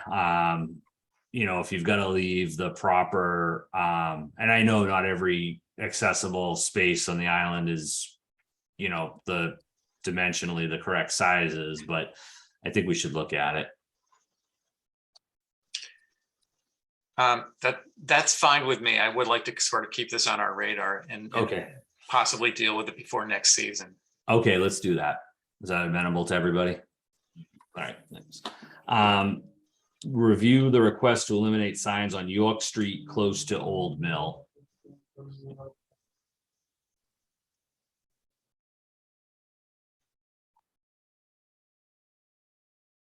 We have Richard Pietrafezza. Am I close on that?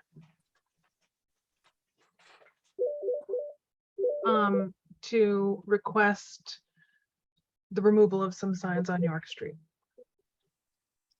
The floor is yours. You're muted.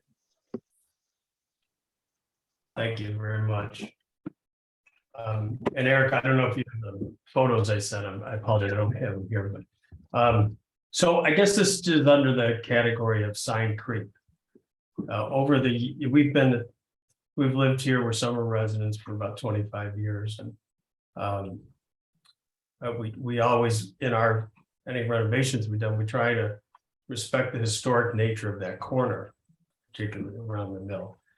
But over the years, different signs have been added. I think our most recent neighbor at 44 York, who was a full year-round resident, was pretty active in trying to get a lot of these signs put up. She's moved and she no longer lives there.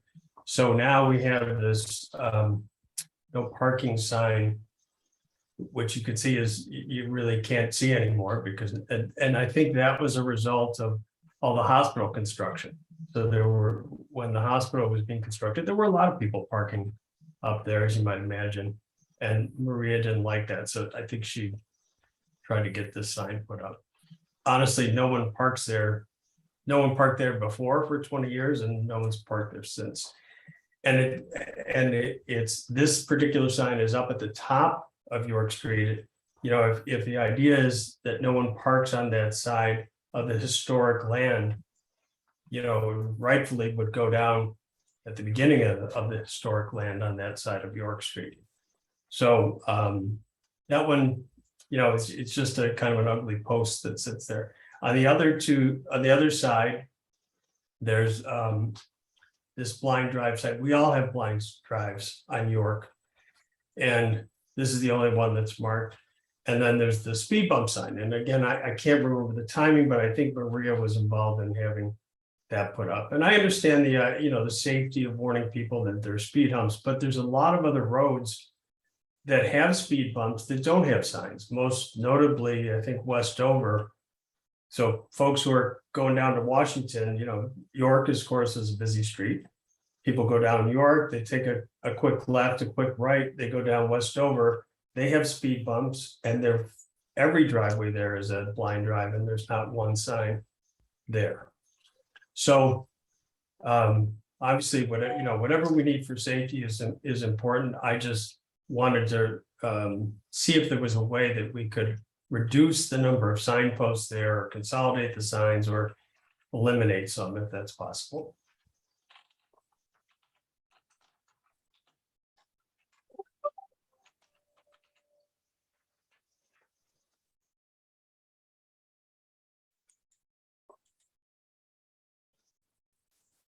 Art, you're muted. Sorry about that. Thank you. Work group members, any thoughts on this? Mr. Sylvia? So the no parking sign, there used to be, before we put the sign up, the yellow line we put up the side, but it chokes up there, so that yellow line gets worn out fast. You could, replace it every 2 months. The sign, once we put it up, they stopped parking there. There were a lot of parking problems at the top of that before I installed that sign. The other ones, the speed hump down on Dover, the only reason why there's not one there to warn of a speed hump is because there's no place to locate it, because all the houses are directly on the street without putting it on a private property. So you wouldn't even be able to install the sign until it's past the speed hump. But those speed humps were always had warning signs there. But the no parking sign, yeah, they used to park there even on top of the yellow line, and it Right. didn't. So until we put the sign there, then they stopped parking. But now it's all grown in. I think there are a couple along that side of the road, down by Stewart's house, for example, there's a big cutout where people can park, and in our area, it used to be, it wasn't a big cutout, but there was room there, but now there's no longer room there. Work group members? Maybe we should take them one at a time. How's everybody feel about the blind drive sign? Can it go? Anybody opposed to removal of the blind drive sign? Doesn't sound like, so it seems like that once we get to somewhere. The speed hump, I believe, is a sign that's by regulation supposed to be there, or by guidance, if not regulation. Believe that to be correct, Mr. Reed? Yes. Thanks. So we wouldn't want to eliminate a sign that that there's traffic safety guidance that we're supposed to have. Could we move, I'm sorry, could we move the speed hump sign to the post where the blind drive sign is? Because that also has a mirror on it, so at least it would serve two purposes. Mr. Sylvia? Yeah, that's not my mirror. That whoever owns that property must have put their mirror on the post. That's not ours. That happens once in a while when people can't see coming out of their driveway. They put a mirror up there so they can make sure they can see traffic oncoming. Does that seem like a potential kind of a, if we get rid of the blind drive sign and the front and the mirror, then somebody's gonna maybe come in, look for the mirror. If no one's had any problem with the mirror for all these years, and the speed hump sign, the blind drive sign is replaced with the speed hump sign, and that post comes out, does that seem like something that would work here? Which I guess, Ms. Sylvia, you're sort of to just put you on the spot, but is that too far from the speed hump? I'm gonna have to go look at it. I think it is. It's up a distance, but I'd have to look at MUTCD and see what the distance should be. We usually try to keep them as close to them, just so they kind of warn them, but a little bit ahead. There's, just to make sure. But there might be another reason why it's not closer to the speed hump, also, because again, you run into property issues where I can't put it on a private property, so there has to be somewhere there that I can install it where it's not going to be impeding traffic or anything like that. It could be moved if we look at the distance. If MUTCD says there's certain distances you can stay in, and that falls within that, I can move it to where the blind drive post is. So if everybody, see what everybody feels here, but if there could be some consolidation and adjustment here, eliminate the blind drive, and then perhaps adjust the speed hump sign if possible, and I guess have a look to see whether that mirror is really and is really necessary and being used, then maybe we can come up with something here to help at least eliminate one of these signs and signposts. And I think on the other side of the road, I recall too many years ago, all the issues in surrounding the parking, my sense would be that we should trim out the brush to make that sign visible. Not enough to park, but just enough for it to be visible. I'm just curious, because I've been there so long, what were the problems? Parking along the side of the road and then people having trouble getting by, as I recall. I mean, And I think there was site visibility too with Mill Street turning.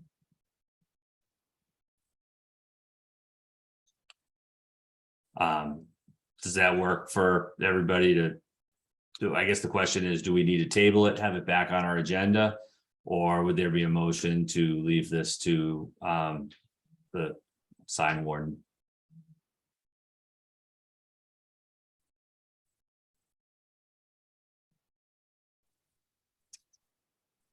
Anyone? I guess then in that case, since we're not hearing anything, if Mrs. Sylvia, if you could have a look at this and report back, and we'll discuss it at our next meeting. And Mr. Petrasa.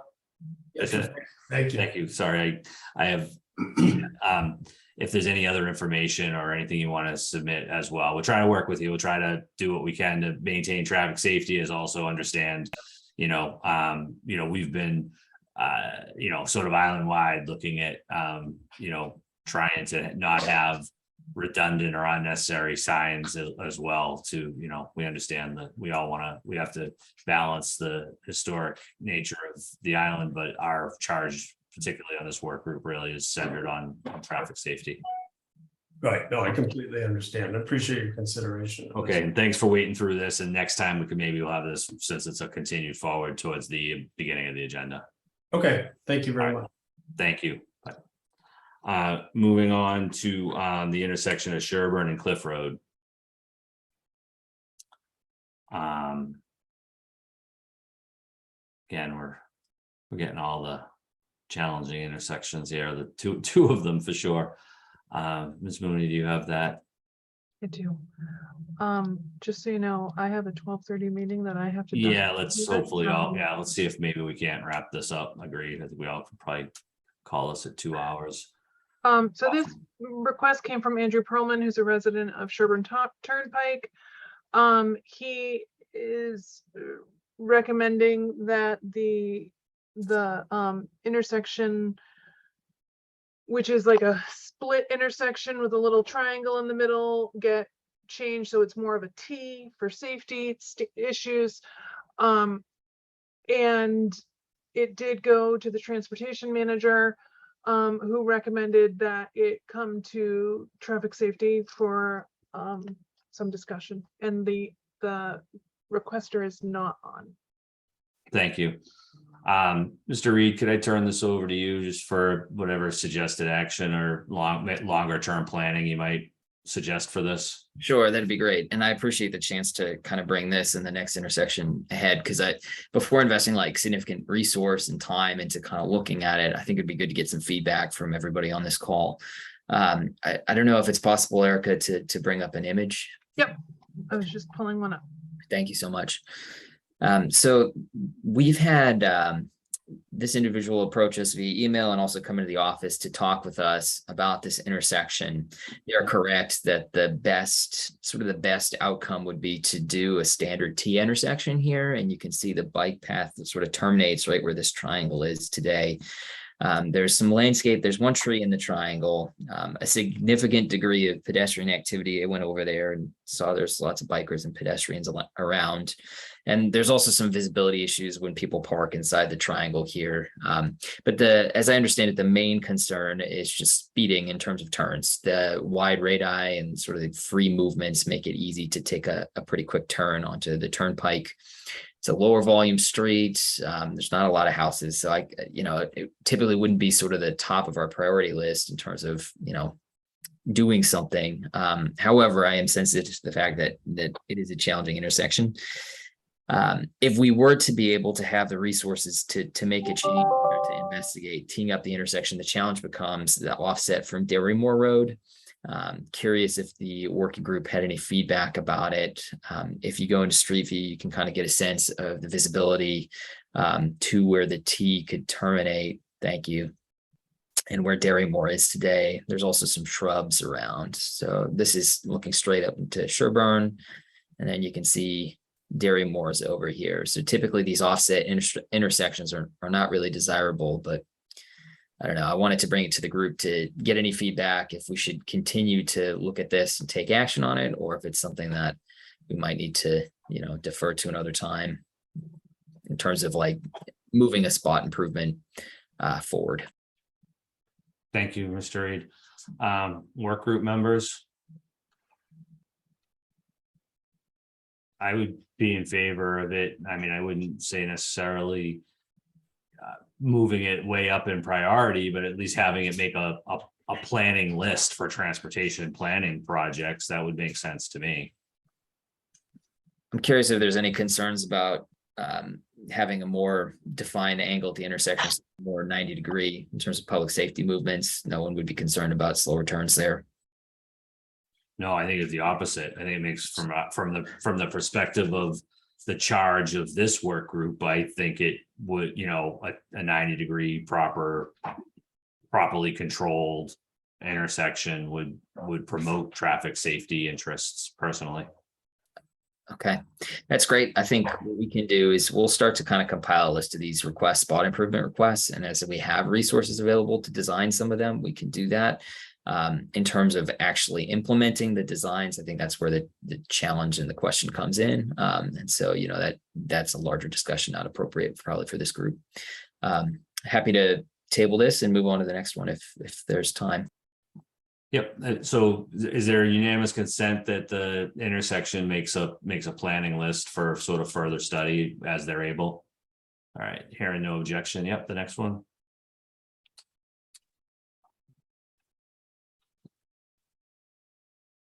This would be the Maya Comet and Surfside intersection. Oh, I'm sorry. We said the next one. I said, oh, geez, we didn't have, I didn't think we had any more. I sort of forgot. Why don't we table that one for a month since she's not here, if that works? And we're kind of hitting a time frame.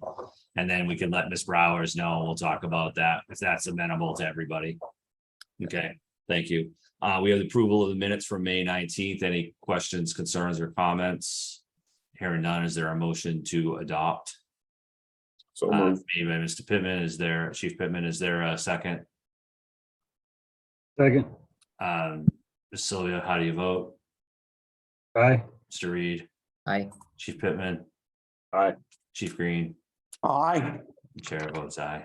The Chief Green, maybe should that be an abstention probably on that one going back to May? I don't know if that really matters, but either way. And then is there a motion to adjourn? No, hang on. Oh, I sorry. I got an issue I need to bring up, came up the last minute. 1 second, if I could, Chief Pittman. Ms. Mooney, if you need to make me host, if you have to go, please feel free. Okay, and does anybody know when Mickey signed off? I thought I saw it in that 12/16. Okay, thank you. Go ahead, Chief Pittman. Sorry about that. All right, my request is very simple. I actually got 2 requests over the last couple of days. One came in a week ago while I was on vacation, then it was renewed by another resident yesterday. And this is down there in the Old North Wharf. There's a when you pull out of the Old North Wharf there onto Easy Street, there's parking on the right that was redesigned a few years ago when they redid that Easy Street area. And they indented some parking there.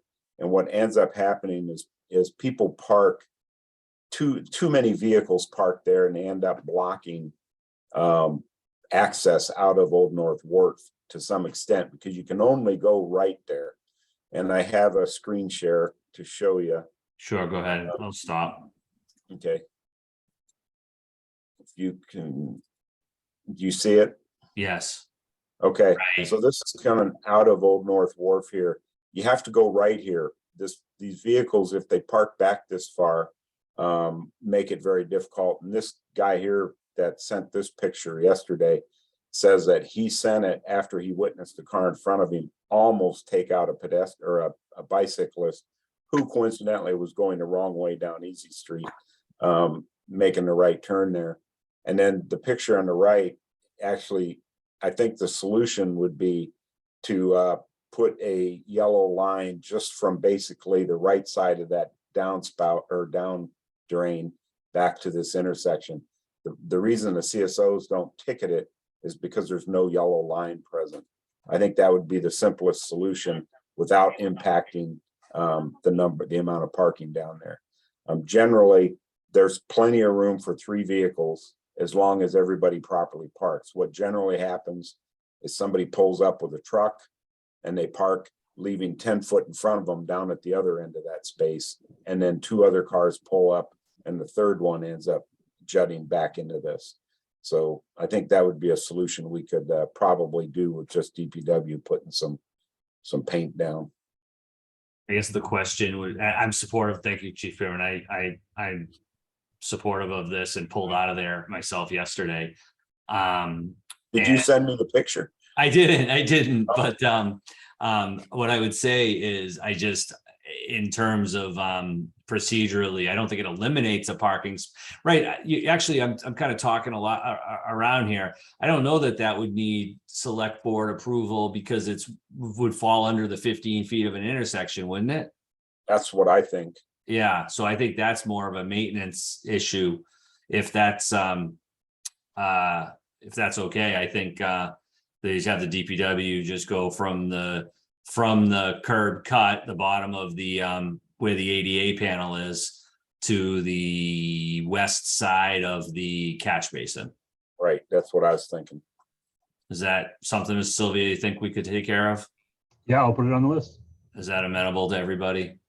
Okay, hearing none, I don't think that needs actual action. I think that's a maintenance issue. And did anyone else, any other members have anything not otherwise anticipated? Okay, hearing none. Is there a motion to adjourn? So moved. And is there a second? Second. Ms. Sylvia, how do you vote? Aye. Mr. Reed? Aye. Chief Pittman? Aye. Chief Green? Aye, And nice to meet you, Chief Green. same here. Thanks for your patience on my Okay, end. no, thanks for making the meeting. I appreciate it. Take care. Bye-bye.